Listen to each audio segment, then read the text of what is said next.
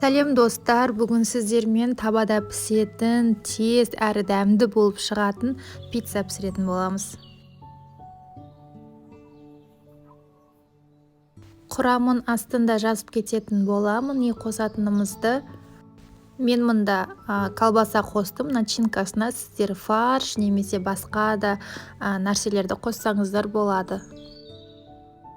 Ең алдымен жұмыртқамызды осылай араластырып алып, үстіне 3 ас қасық қаймағымызды және 3 ас қасық майонезімізді саламыз.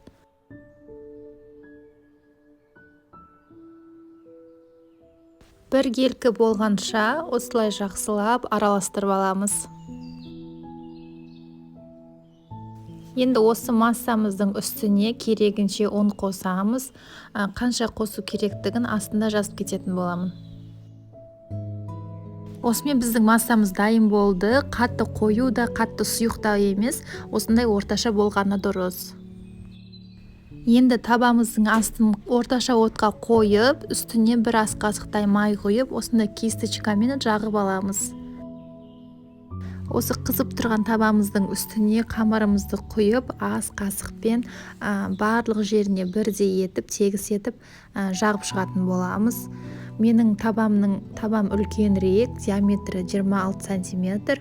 Сіздердің табаларыңыз кішкентай болса, сіздер осы қамырдан 2 пицца жасасаңыздар болады.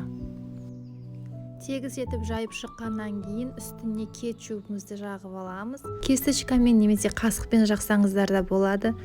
Енді начинкаларымызды саламыз. Колбаса, оның үстіне сыр және помидорымызды саламыз.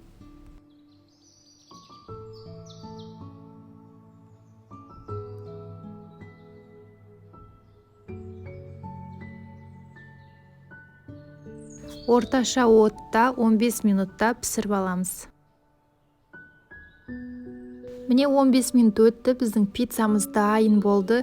Жаңағыдай пеште дайын болғаннан қарағанда, осындай сковородкада дайындаған тез әрі дәмді, ешқандай айырмашылығы жоқ. Және уақыттарыңызды үнемдейсіздер.